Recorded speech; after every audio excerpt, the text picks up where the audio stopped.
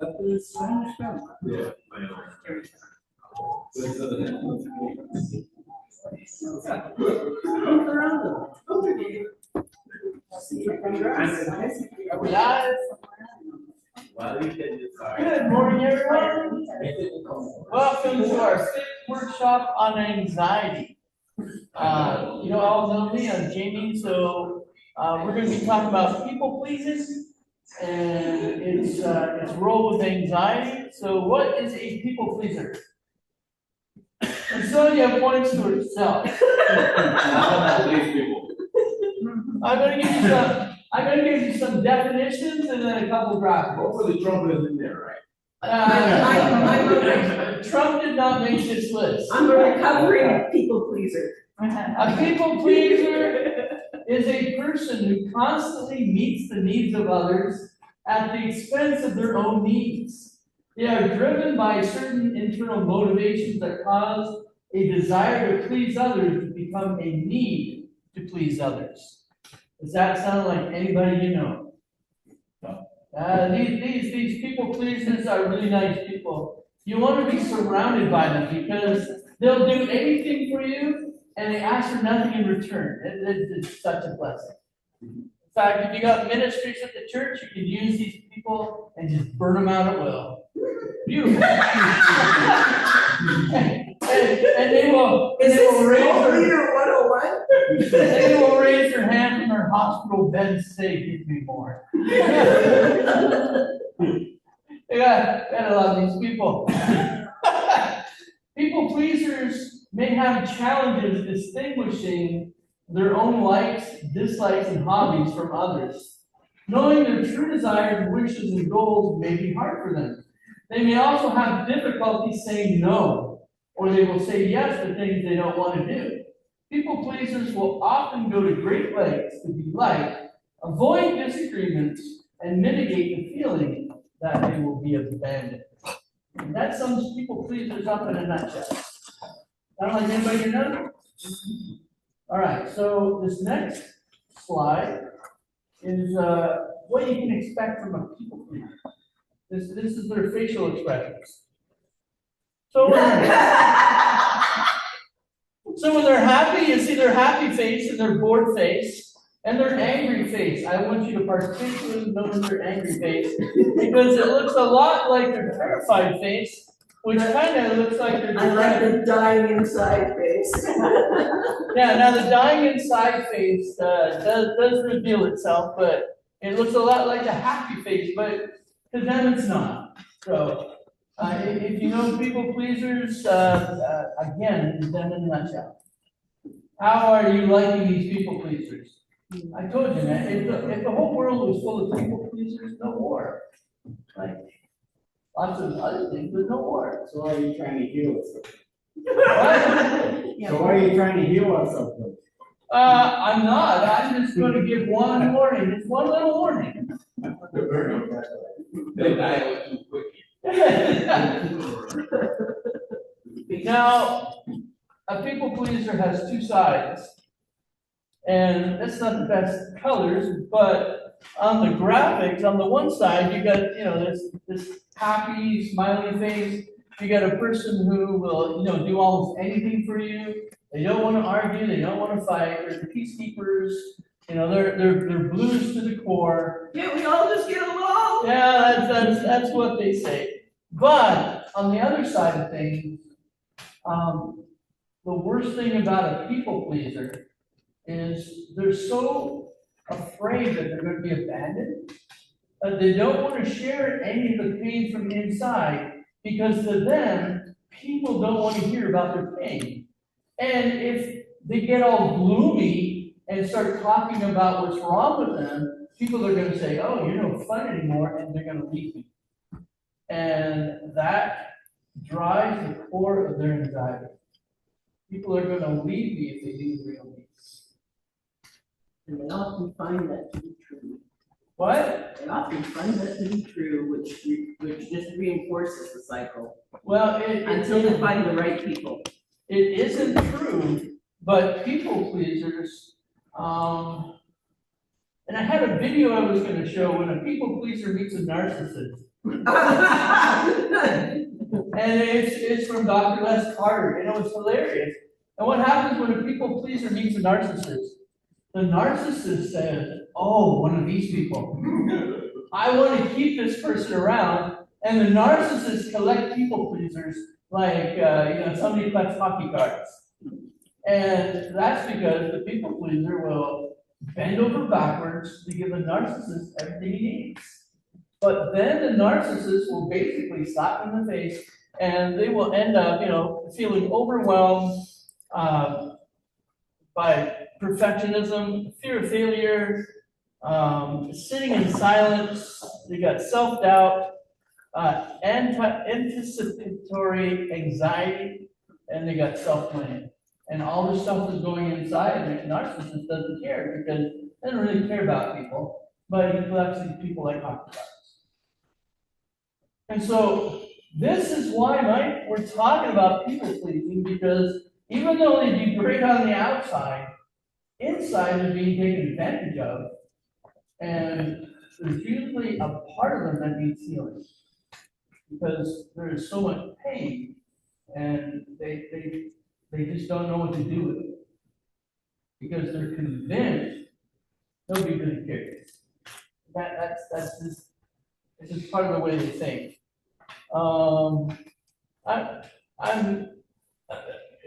When a people pleaser kind of has responses, they say yes to everything. They like to avoid conflict, feeling like you have no identity, being quick to defer to other people's version of events or narrative. Their version will change if there's too much pressure because they don't like to be on the outside. What? Sonia's a board? Yeah, okay, she's bored. You're bored, Sonia. Difficulty feeling anger towards other people. They just don't have it in them. That's why these people are so nice. That's why they get collected like hockey cards.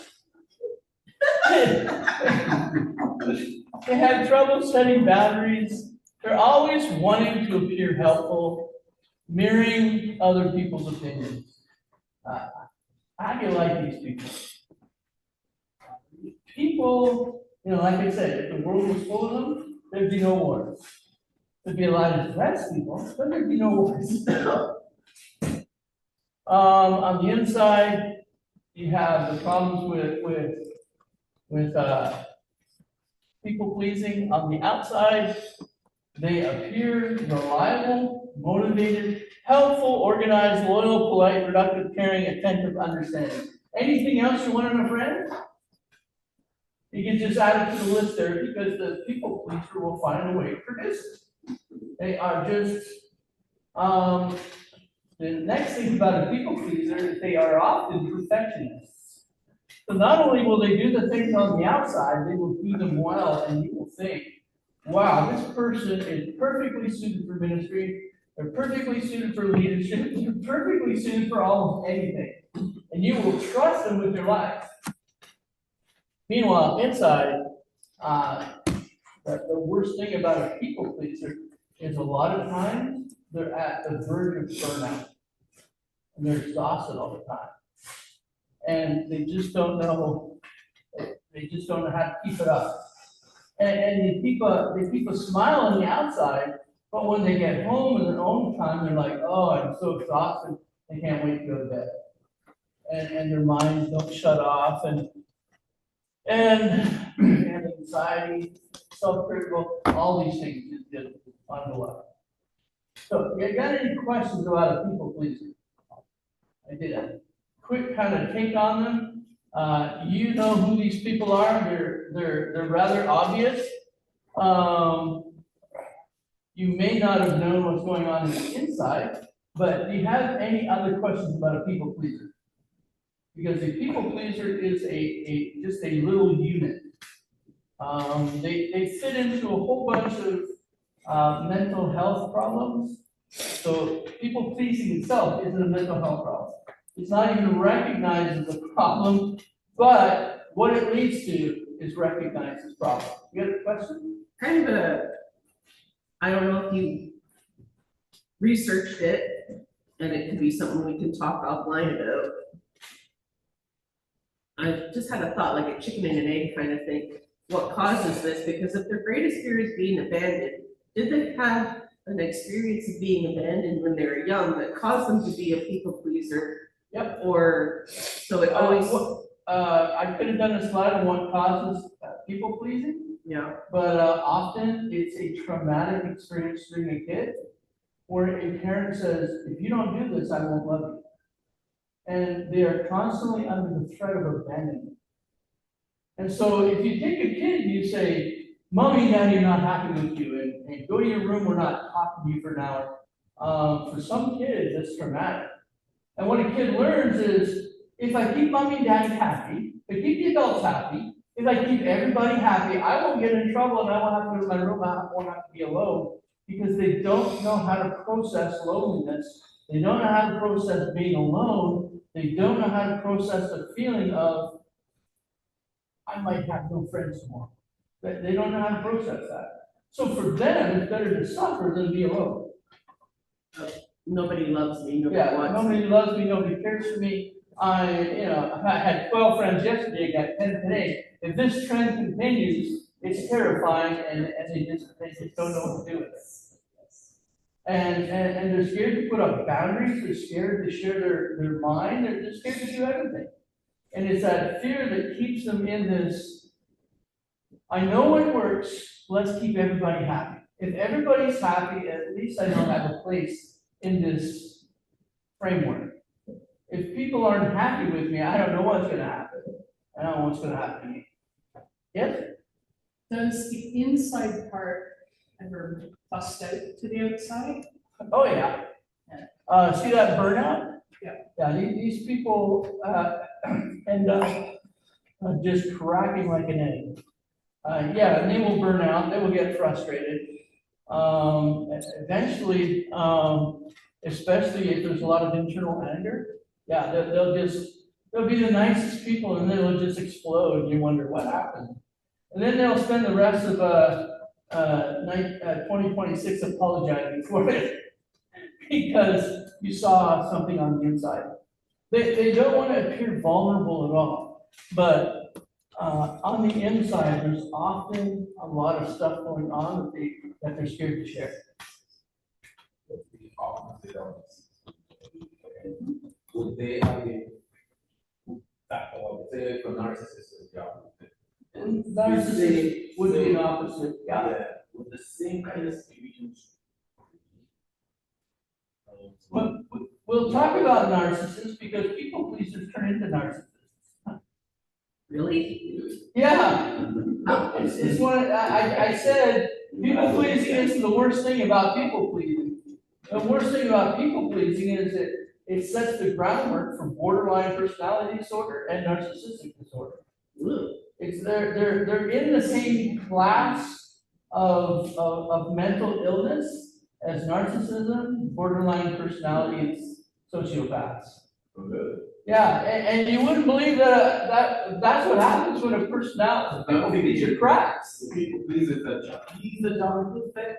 So this is what happens after you feed a mugwai after midnight? That's what happens when you feed a mugwai after midnight. The gremlins? Oh. He turns from the cute thing to the ugly thing. A lot of times, and again, when you're going through your life, ignoring your own needs and serving other people, and the worst thing about that is everybody thinks that is a Christian characteristic. And you would hear pastor after pastor after pastor bragging about people pleasers, how servant-hearted they are, this, that, and the other thing. They don't know what's going on the inside, and they don't know what they're pushing these people into. And what you really have to do is find these people and give them nothing. And say, all right, if you want something, you need to talk. Start talking. But that's not, and once they've been through 5 or 6 churches, sometimes they don't want to go back to church because every church does the same thing. Recognize them as nice people, see their competencies, put them in charge of something, and they burn out.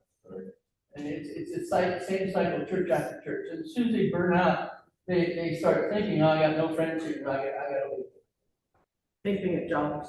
What? Same thing at Same jobs. thing at jobs. People pleasing will tend to show up in certain areas of life. It may show up in a marriage, it may show up at work.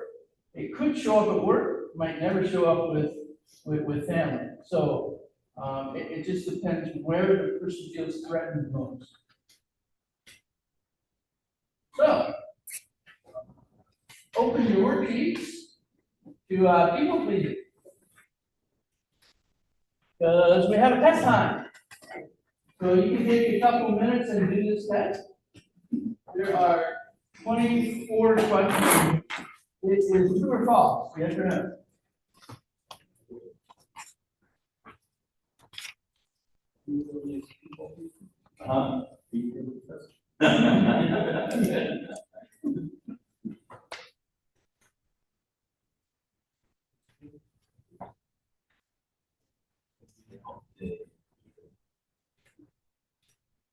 There are some psychologists who say there's nothing wrong with people pleasing, we need more of them, and they don't wanna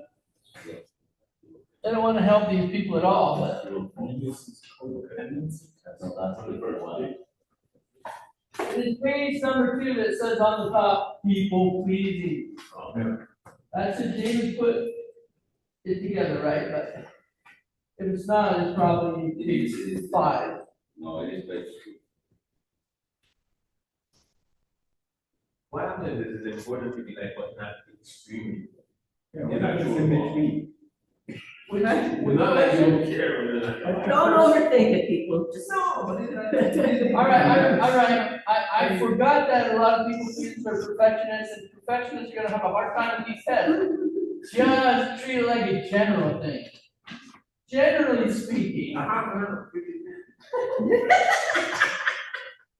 All right, you give yourself a half point.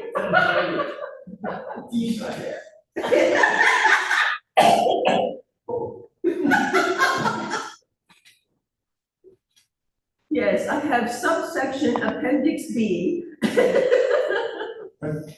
These are just too absolute, and I'm not a set. I can't answer with these. your question. I can't answer these. That's fine, Mr. AHD, yeah, don't even bother. All right, good. I'm not set.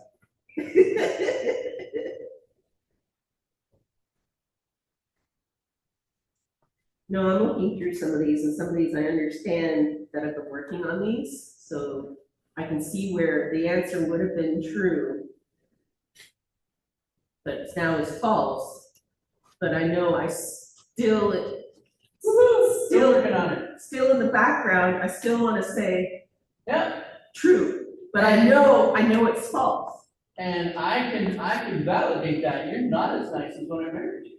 No, I am not.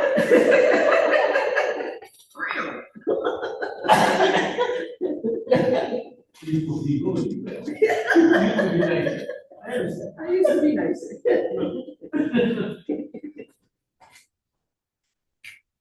But that's okay. Because I'm nicer.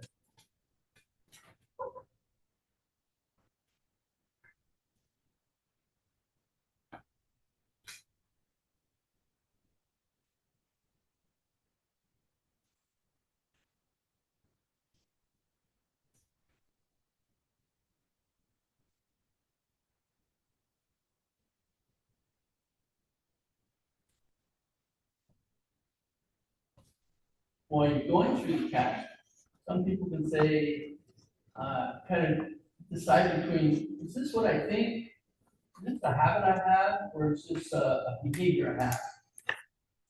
Because there's different modes of people pleasing. A lot of people don't think like a people pleaser, but they do everything a people pleaser does.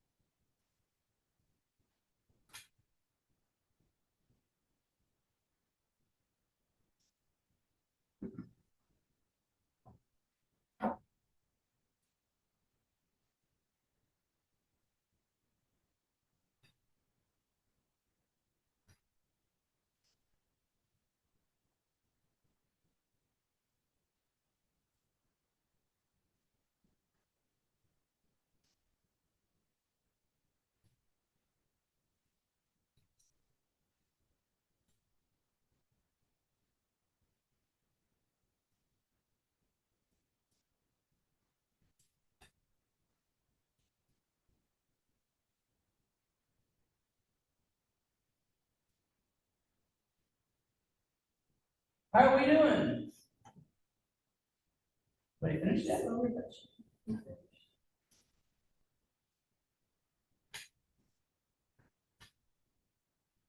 Karen's finished? That look is unfinished? Why is everybody else still doing theirs? Okay. One is, yeah, did that iOS, Almost there. Mike's faking it still. Done.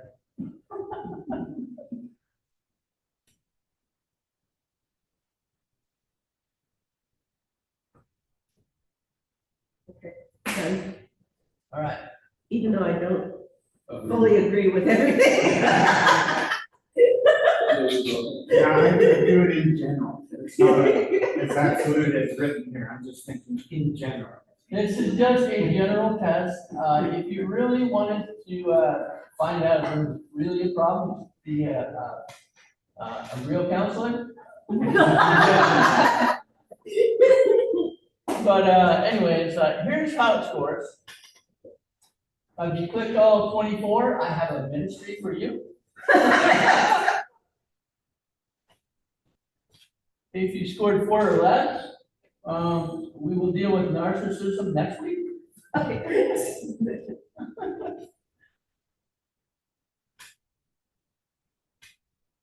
Anyway, just to see where you're headed. Yeah. When I'm working with people and I'm trying to decide if they have a problem in people pleasing, my telltale sign is they are scared to lose a person.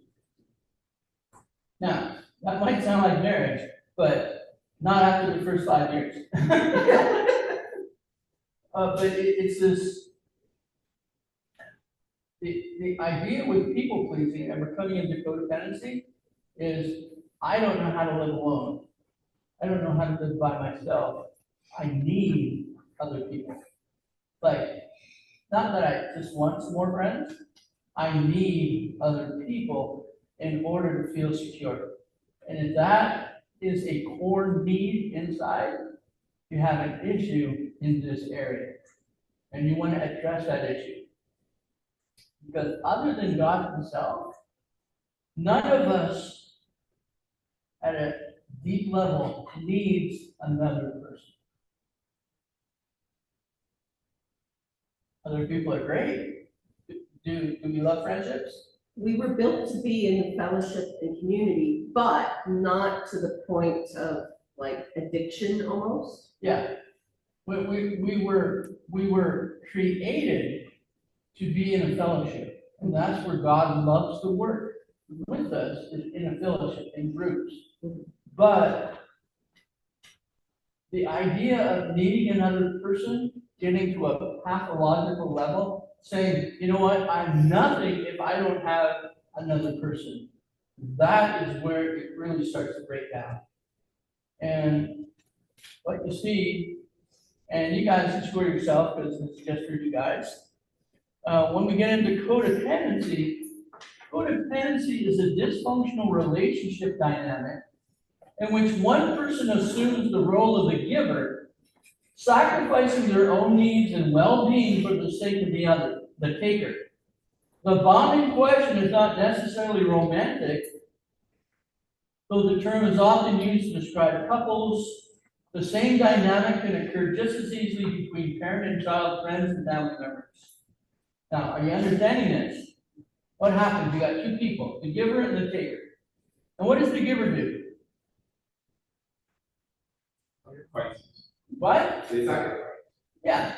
They will sacrifice whatever they have. They'll sacrifice their money, their time, their mental health. They'll sacrifice everything to give to who? The taker. What does the taker do? Hey. Yeah. Takes it all in and gives what back? Total shit. Like I said, they're hockey cards for the narcissist. What happens here is the idea that the person gets into the mindset of saying, I need this person and I am nothing without them. And if I lose them, oh, I'm a broken individual. I'm not normal or this, that, and the other thing. And, Nobody will love you. well, nobody currently is loving me, therefore I am unlovable. Yes, okay. So, you gotta get into this mindset. Now, what's the difference between this and a people pleaser? Not a whole lot of a difference. And, codependency looks like this. You've got a lack of identity without them. Somebody who's codependent cannot be by themselves without somebody else taking advantage of them and pulling the strings. They have an overwhelming fear of being abandoned or being alone or being left out. So that's where the crossover between people pleaser and codependent. Yeah, yeah. In fact, we'll learn a little bit more about codependency, why it's related to people pleasing. Doing anything for them and ignoring your own needs in order to be loved or chosen. And a codependent person says, you know what? I don't care if I lose my right arm. I will, do this for you, and I do that for you. And I promise I'll never let you down, and I'll never leave you, and that's not that. They don't know what to do without that person. Did you just rickroll us? What? Did you just rickroll us? Never gonna let you down. I claim nothing. Or desert you. However, I've been planning it for a while. That you would do something that deceptive to us. Being heavily reliant on the other person to feel good about yourself. That is another key takeaway. If, in order to feel good about yourself, you need another person in any way, shape, or form, guess what? You have crossed into people-pleasing codependency. You do not need another person to feel good about yourself. You should feel good about yourself no matter what station in life you're at. You do not need another person to fill that gap. And if you think there is a gap, this is where I'm talking about. You need to look at it and you need to start kind of fixing this problem because it's gonna get worse. Yeah. Is this why you hate the movie Jerry Maguire? Because at the end they go, "You complete me," and you go, "Full theology." Oh yeah, man.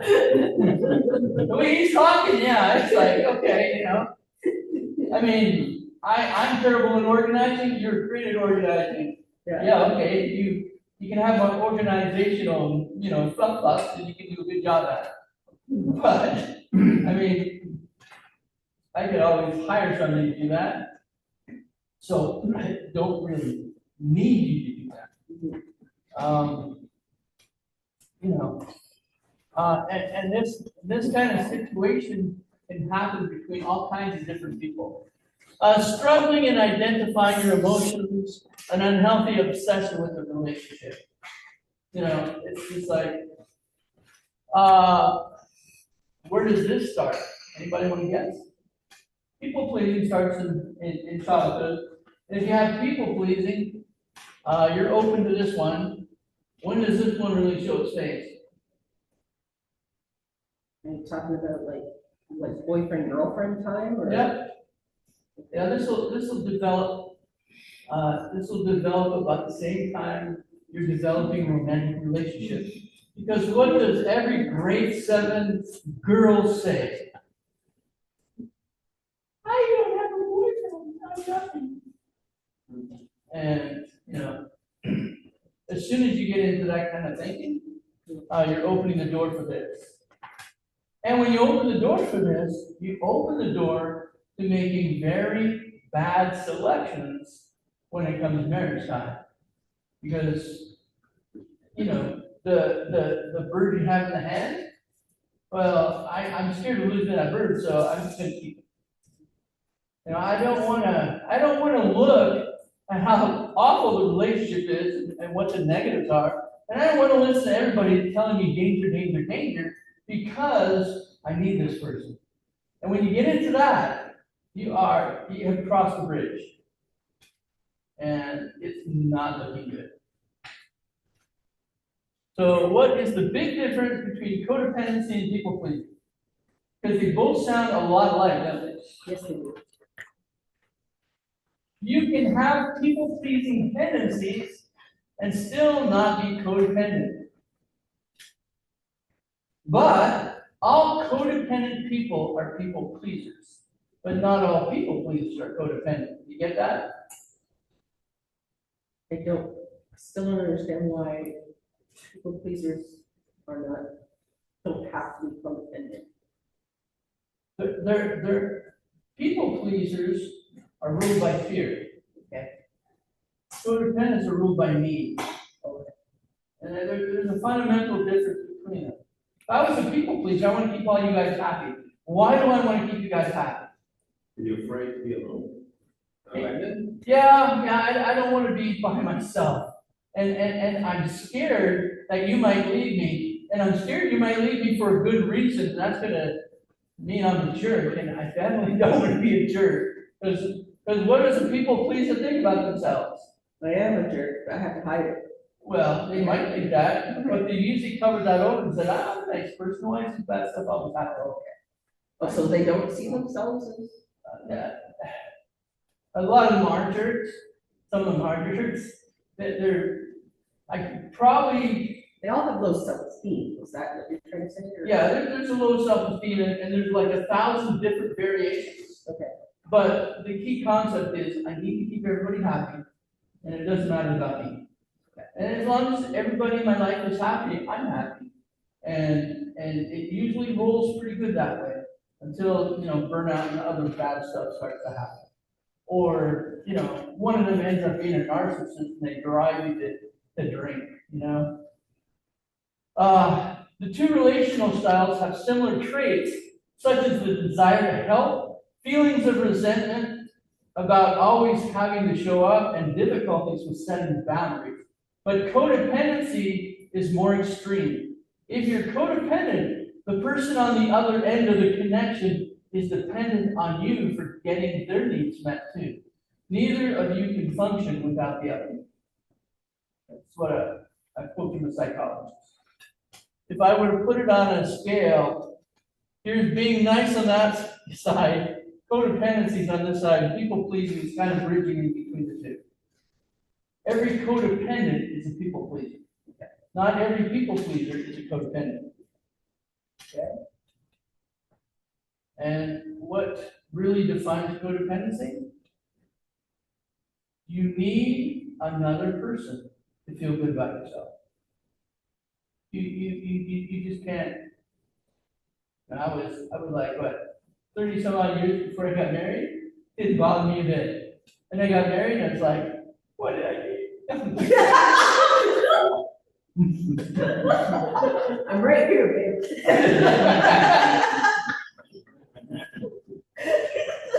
But I'm like, the same feeling I had about myself was there before and after I got married. Yes. It was a codependent thing. I didn't come up to her and say, I can't live without you. I need you to complete me. It's a nice joke, but when you are looking at a relationship in a healthy way, this person has a lot of things I like. And I like this person. And that's why you get married. And it's not because I have a deeply, a deep-seated need that if I don't get this person, there's something wrong with me. There's a big difference between the two.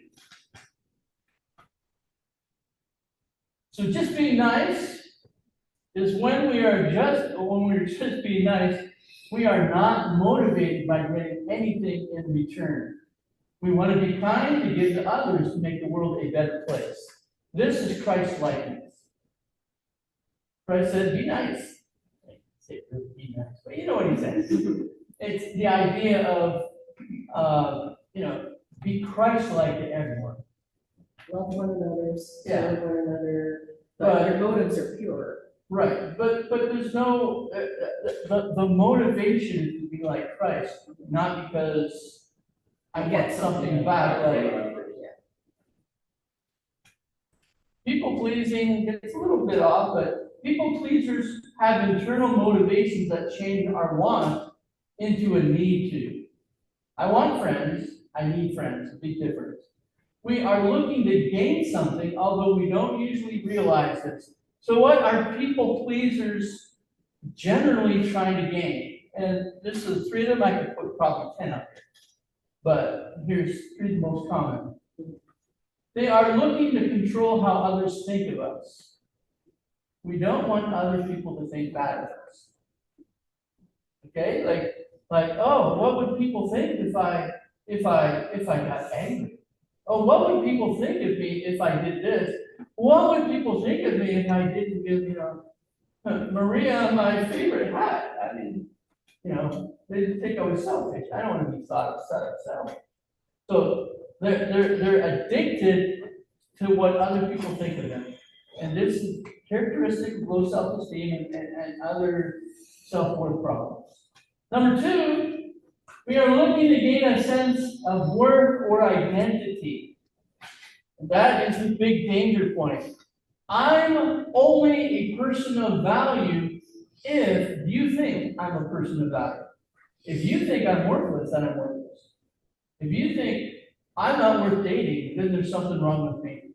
And I have to work quick to find somebody else so that I can restore this idea that I'm okay. Number 3, we are looking for a sense of safety by keeping the peace at all costs. They don't like fighting. They don't like wait.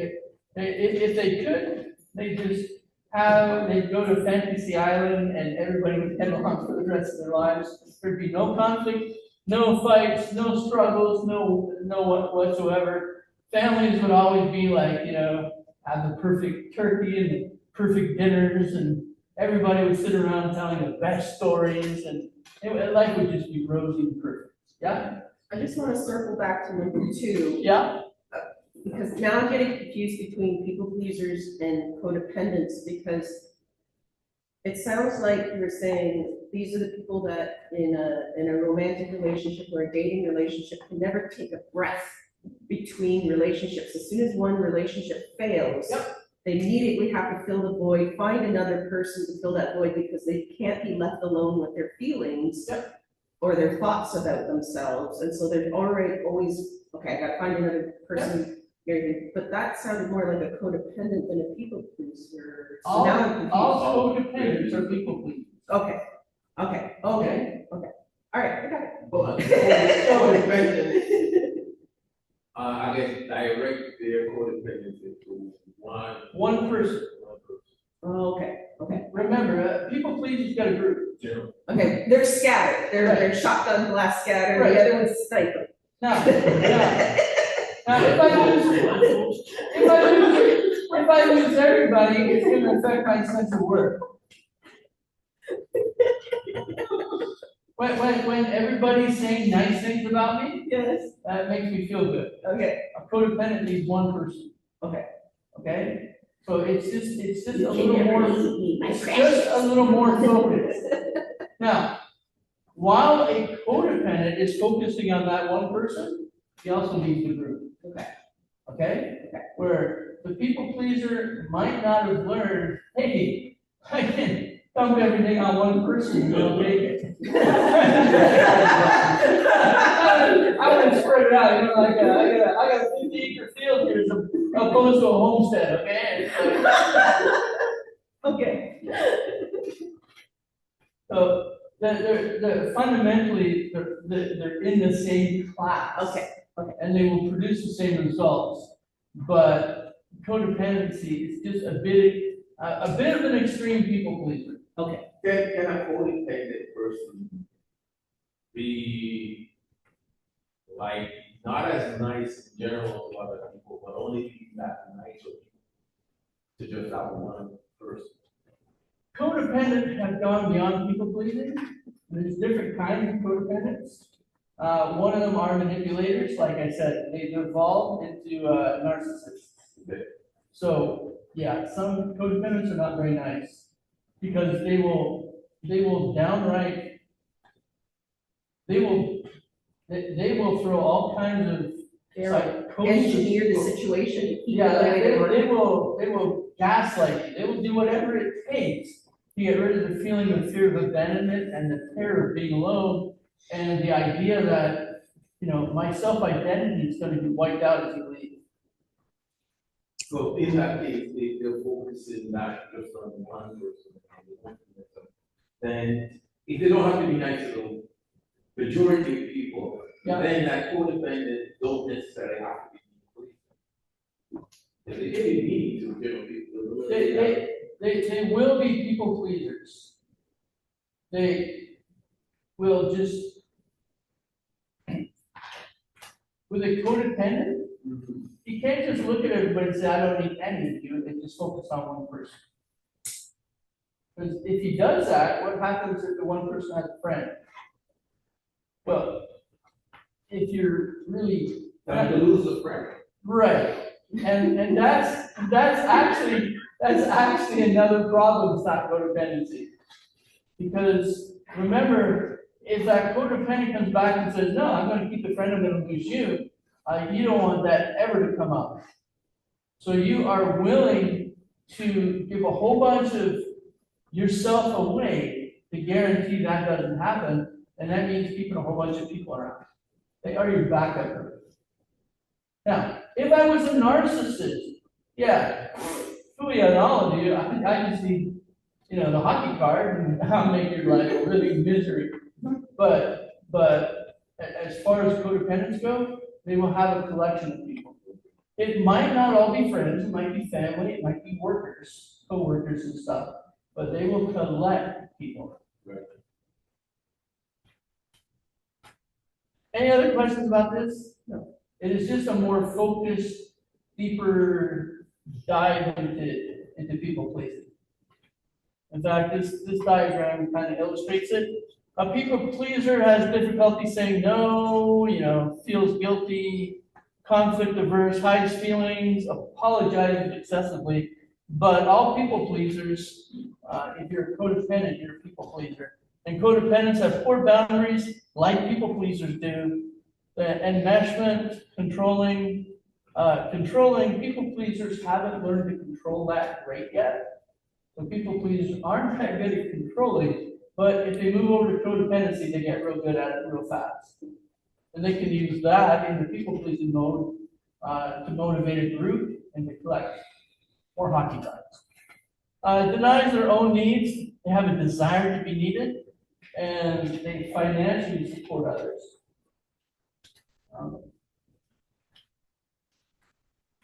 Any questions about codependency and people pleasing? Hard to tell the difference, but at the core, it's the same anxiety. And this is a thing on anxiety. And what drives a people pleaser and what drives a codependent, the things that make them feel anxious are often the same things. They are in the same class. If people pleasers go into codependency and codependency goes too far, here is common co-occurring disorders. Borderline personality disorder, you know that one? A lot of people who have turned into borderline personality disorder people had trauma in their past, but they were people pleasers. And you can tell they can really turn on the charm, and they can be great hosts. They can keep everybody happy for a short period of time until they crack and go into their other side, right? The dark side.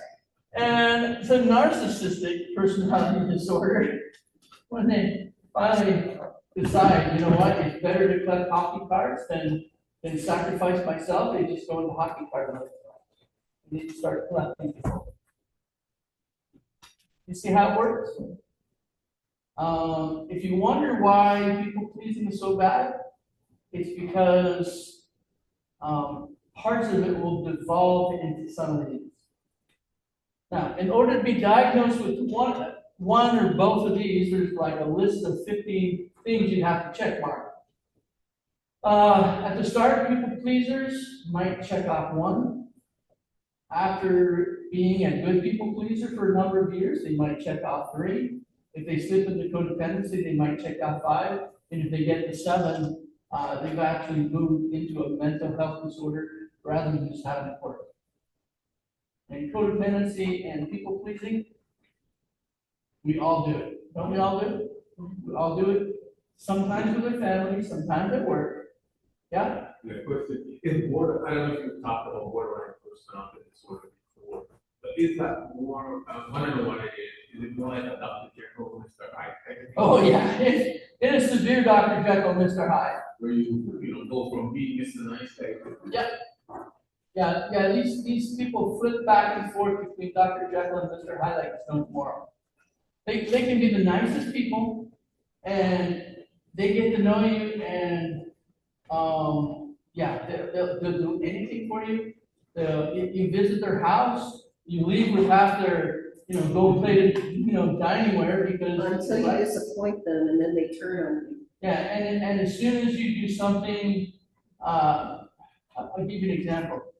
Wow, I really like Sonia. She's so funny and she makes me feel good. And wow, we're talking and for the next 3 weeks, I just visit Sonia all the time. Can't get enough of her. I'm thinking of asking her to marry me. And then she looks at me and says, Jamie, yeah, your face kind of looks a little funny. And I go away and I go, wow, she thinks my face looks funny. Why, that Ingrate. that evil little witch. After all I've done for her. Man, I can't believe she said that. You know what? She's just like everybody else. Oh, I can't believe Dead to me, That's dead to me. it. I'm pitching her and she's like, next time I see her, I'm gonna give her a piece of my mind. And you And do I- scorched earth policy on them. And this ring that I bought, I'm returning it because, biggest mistake of my life. It's like, yeah, Dr. Jekyll, Mr. Hyde. And it doesn't take much to set him off. Right. You basically have to be a people pleaser to them, because if you ever upset them, man, it just, and the mind just goes crazy and racist, and then accuses you of 50 things you never did, and it's just like, wow. And it's just like, they can't keep relationships, they just flip back and forth. So, yeah, and it's kind of funny, that one, is related to codependency, but they're in the same family as mental illness. Wow, that's scary. Yeah, it is. And thinking back on the people with BPT that I know, Now that you say it, I can see it. you can see it. I can see the progression And you can of see the the mental development. illness. Yeah. And now we have testing time. So Uh-oh. there's another quiz. It's No.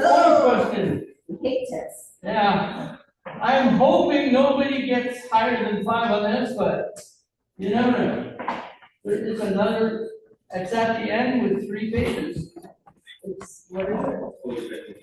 It's called codependency. Oh, here it is. Okay. And then there's one page that just has a whole bunch of, It says check boxes with yeses and nos. yeah, and it's 3 pages, 3 pages, 2 pages are questions. I'll give you a couple minutes to do that, and then we have to rush on.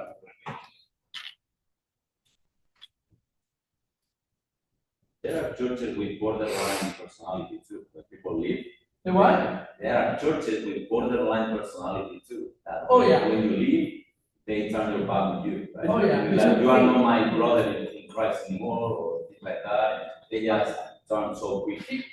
When you leave the church, I'm pretty or much. when you leave a family, it's like abandonment and rejection. Yeah. So yeah, a lot of people don't handle that well. I think. All the churches do that. I hope not. That not all the churches do that.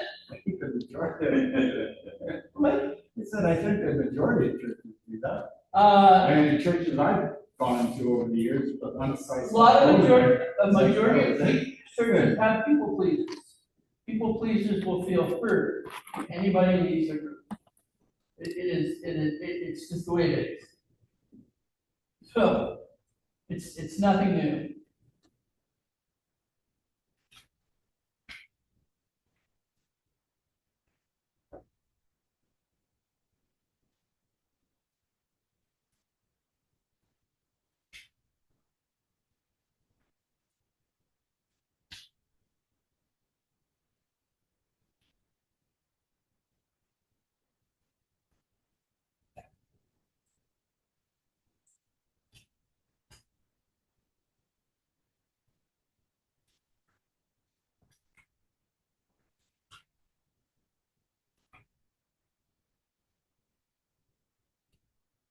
Oh, and in case you think that, codependency is a dependence disorder, is you have to depend on others.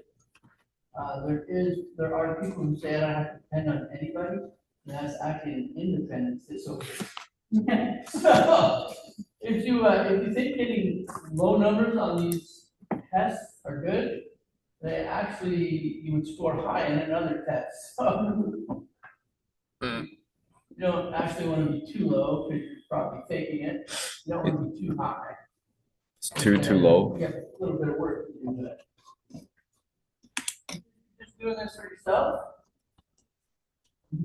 No pressure. I did these for myself for a certain period of time. I just lied about every question because I didn't want to know the truth. You can lie to myself on it. If I took these tests 2 years ago, I'd probably answer yes to everything.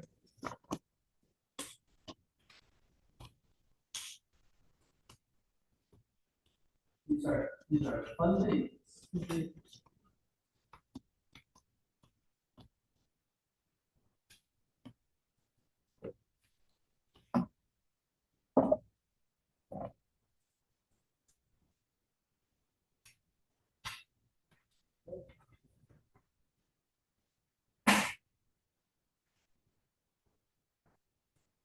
Yeah, well, I like calling people punk too much to get very high in the test.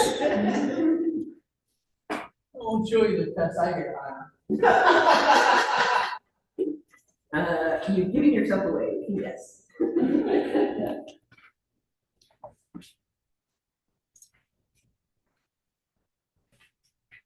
Are you finished with it? Yeah. Wow.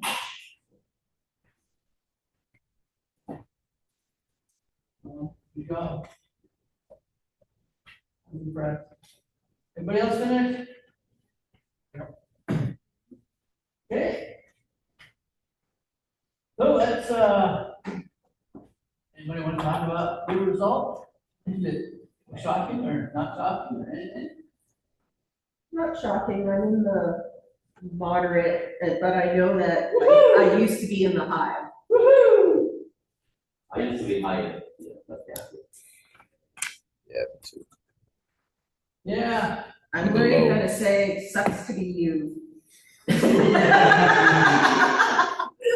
No, sucks to be you. Say to me, woman, you're in trouble.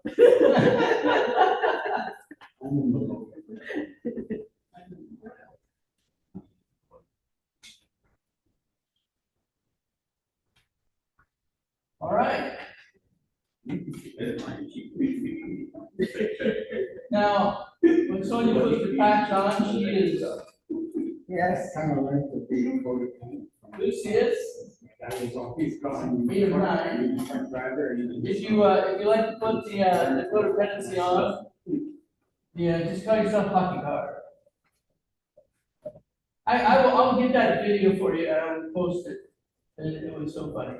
Okay. I was thinking of sharing it, but then it's like, nah, I was way running out of time. Okay, so anxiety, people pleasing often develops in childhood as a coping mechanism to ensure safety, avoid rejection, avoid conflict, and while being agreeable, avoiding conflict and ensuring others are happy can create a short-lived sense of relief, which can temporarily reduce anxiety. Unfortunately, this relief often comes at a cost.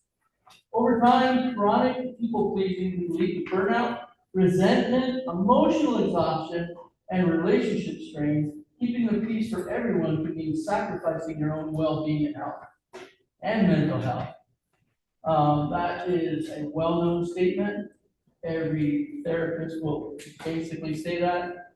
People-pleasing, as nice as they are, has negative effects if you stay in it and you don't learn to get out of it and deal with it. People pleasing as an adult, it's less about staying alive and more about avoiding scary emotions. In other words, anxiety about feeling negative emotion is what fuels people pleasing in adulthood. If you are scared of negative emotions like abandonment, rejection, things like that. That is what drives a people pleaser as an adult. Now, I got used to a lot of rejection and it didn't really bother me that much, so I can get rejected in the middle of a counseling session and it's just like, ho hum. And it's like, here we go again. Soon gonna have another hour. Put somebody else in the time slot. So, but if you don't know how to deal with these strong emotions, you try to run away from them. And like we saw in that little anxiety cycle, what happens when you run away? It just gets worse, It gets worse. and it just keeps you stuck in that pattern. It's just gonna get worse until you burn out.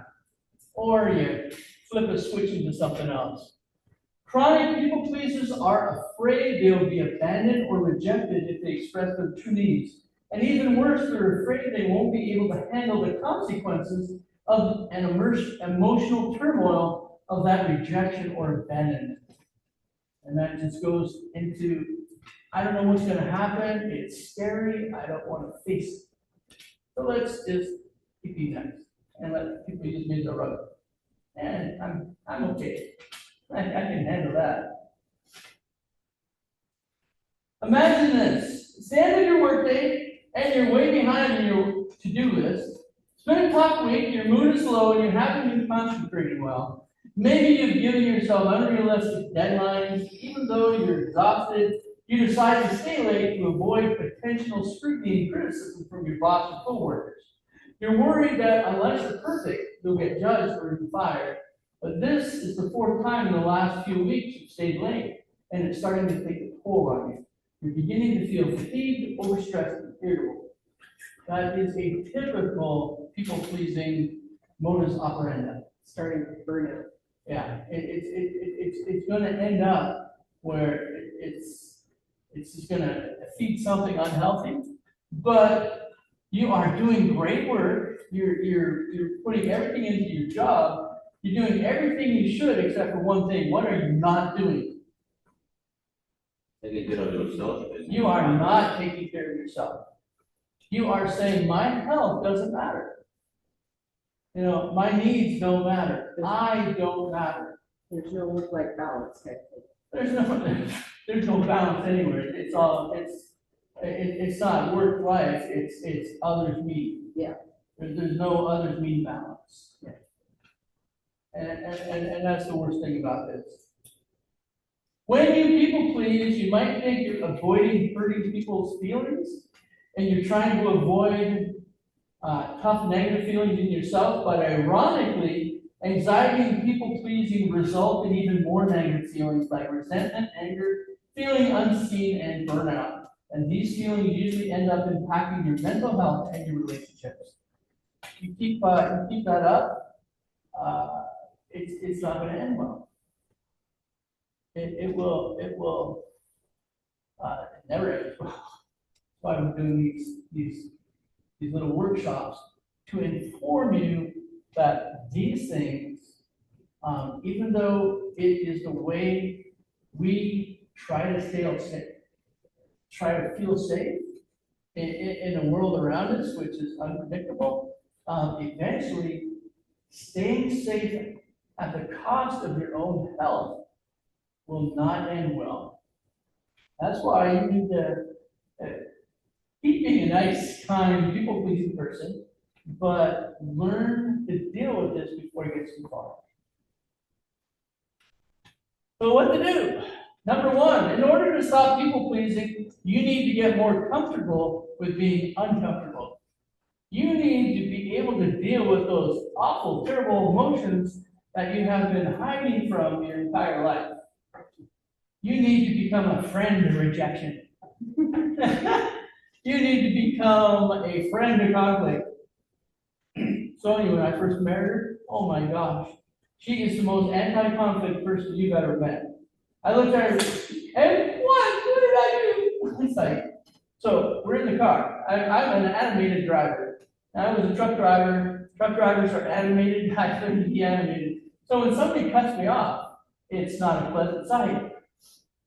you punk, and I bang on my steering wheel and kick the floor a little bit and blow some smoke out and I look over and there's Sonia is far into the door, curled up in a ball, looking at me going, "Ah." And she said, what do I do? You go nuts like that. And I'm like, I'm just having fun. Just laugh at me. She said, what? I said, yeah, just laugh at me. So next time I did it, somebody cut me off or something happened, and I'm doing my, blowing smoke through my nose business, and I look over at her, and she's looking at me going, ah. And I started smiling, going, that's what you do. See, I'm not really serious. But it took her a while to figure that out because that was an uncomfortable situation for her. If you want to break this cycle, you got to get comfortable with uncomfortable things. And you really can't determine life because life's going to whack you upside the head one way or the other, and some terrible things are going to happen, and some awful feelings are going to arise. You better start learning how to deal with that stuff because it will come one way or the other. And if you want to get rid of people pleasing, start learning to deal with some of the garbage that you're going to have to learn to deal with. Number 2, learn to say no.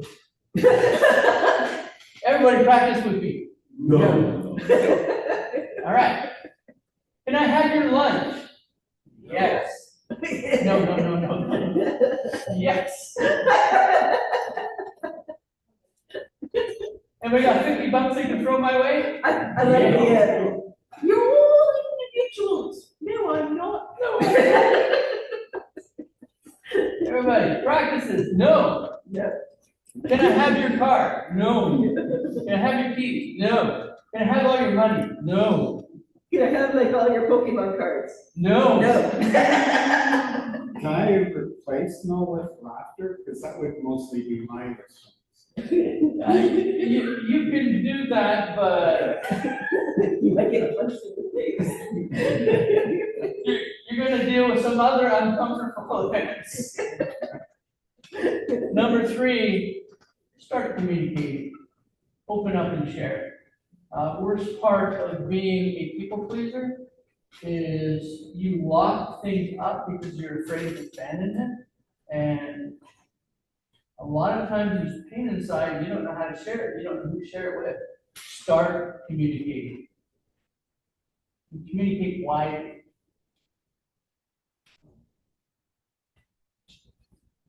You don't tell everyone everything. You find wise people to. All of this stuff is meant to be processed with a wise mind. Yes. And yeah, you don't share everybody in pain, Yes.